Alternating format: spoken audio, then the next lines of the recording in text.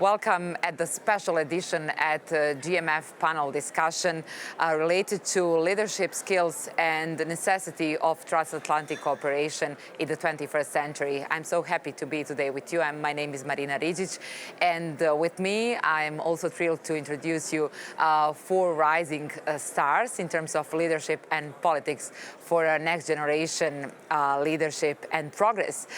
So starting from my left side, please welcome Seifeldein and Mariam Dawood. Mo is from United States and Mariam is representative of United Kingdom. And from my right side is Johan Vasara from Norway. And I'm also happy to have Christelle Abou Chedid, Lebanon, but also French lady. So welcome, and please tell me more about Transatlantic Inclusive Leadership Network. Why is that important in the 21st century? Well, first of all, thank you for having us. It's good to be here. I think it's important because it brings together leaders from across the pond and discuss what's going on with the world and how we can move forward to make our world better and improve our relationships. It also develops networking skills for the emerging leaders, and I'm happy to be here. In terms of inclusivity, what kind of a special approach you can find here during the Brussels Forum and TIL in Brussels? Well, the Transatlantic Inclusion Leadership Network is a very diverse network of leaders from across fields, all meeting here in Brussels. We actually have more women than men, and often you find in conferences in leadership that this is rare, and I think that this diversity is a positive thing that we all have in common. Coming from your perspective as engineer and as a woman, how inclusivity and diversity could shape your framework? As a woman today, and especially as an engineer woman working like in infrastructure, developing these projects, I think that we have our place to do, but you have to create our place. And this inclusivity, we are part of it. And we are the ones that are going to pursue it more, because it's still known that infrastructure is more about man or having loud assets, but it's not also and it's not only about that. It's more about having the impact of these assets and how we're going to develop resilient infrastructure that will change the world around us. Well, even though Norway is not a part of European Union, probably from your perspective, this kind of program will still give us a new opportunity for cooperation and for strengthening capacity from both sides, if we are looking from Brussels side and from Oslo side. So, Johan, please tell me more about your goals during this still and how this kind of program could shape your future politics career. Well, it's true, like you say, we're not formally a part of the European Union, but we're surely a part of Europe. And as a small country, we share a lot of the same challenges, a lot of the same fate as many other European countries, especially the small countries in a big world. I see the transatlantic network we have here as a cornerstone for taking care of and advancing our shared values across the Atlantic. And in a changing world where time is flying by, the social medias are taking more and more over the traditional medias, we need to have some cornerstones to keep ourselves to. And I see this network as a unique cornerstone in that matter. Absolutely, and taking into consideration that all of us are facing different challenges in the 21st century as minorities, as people from emerging country, developing country, or maybe we are fighting with some kind of ideas how to reach our maximum potential. So starting from you, Mo, please, about leadership lessons or leadership goals.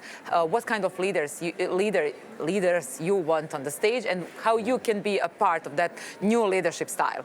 Well, in the international level, we want leaders to listen to our allies, leaders who are committed to our shared values, and leaders who are committed to our common sense and moving us forward. And I think the most important thing to me is listening skills, listening to what people have to say and responding to that. We want leaders who are also energetic, who are empathetic, and who are willing to motivate people and push us forward, unlike what we have currently, unfortunately, in the United States in the current administration and its animus toward our long-standing European allies. So we want leaders who can move us forward, and I think we have that, especially the people sitting before you today. So the future is bright, and I'm very hopeful.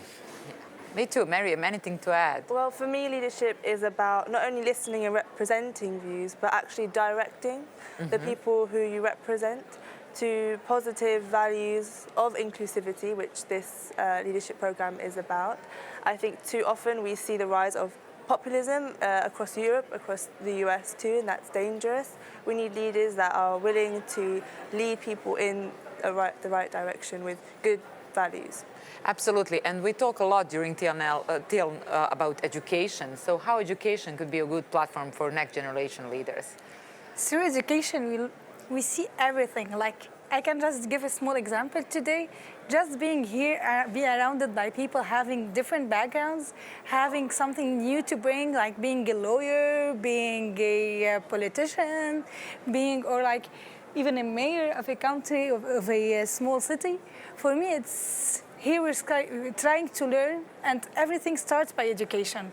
But in the same time, we have to be open, we have to listen to others, we have also to take this education to put it in such of our values or this framework that we believe on and push it through. If I could add to that, not only that, we have to be willing to accept new ideas and innovate and take a leap of faith and not just stick to the status quo. And I think the young leaders that you see before you today here on the Brussels Forum have shown that they can do that and they will do that. So again, we have to remain hopeful. I totally agree. It's really like today when we see like everyone has, they were like listeners to others, but also they can accept with all the differences we have, and between like just taking between Americans, European, we still have differences. Correct. But we were like, we're listeners, we're ready to move a little bit, we're ready to consider other situations and other like circumstances. That's right. But in this digital era, maybe, Johan, you would agree or disagree with me. Sometimes it's such a challenging process to attract your new voters, to stand out from the crowd, to explain why you are special, why you should be in that leadership position. So what would be your answer? Like, why Johan? Why to vote for him? That's $100 question, which every Even politician million. wants to. Yeah, $1 million question.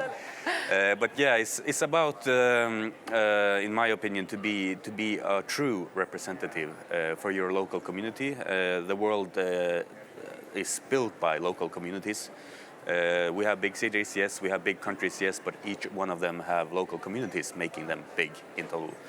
So, in my opinion, if you succeed with that, you have a good fundament for being a good representative and also be able to sell your vision to people.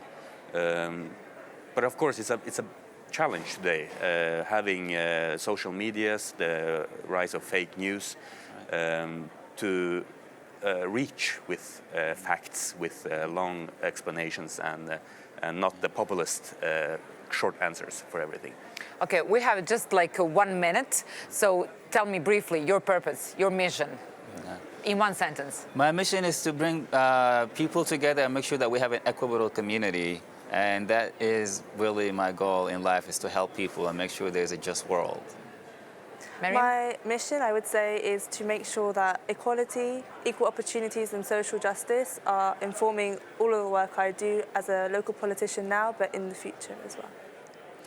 Both of you in one sentence? My mission is to promote the place of young, especially young women in the infrastructure sector, and to change the idea about infrastructure and just like to see that it's about impact and impact. Johan? My mission would be to promote human rights as universal rights, not special rights, and also to add justice to equality, because equality isn't necessarily the same as justice. So, yeah, sure. Let's make it happen. Thank you so much for this nice conversation. And please stay with us and follow us through DMF social pages. Thank you.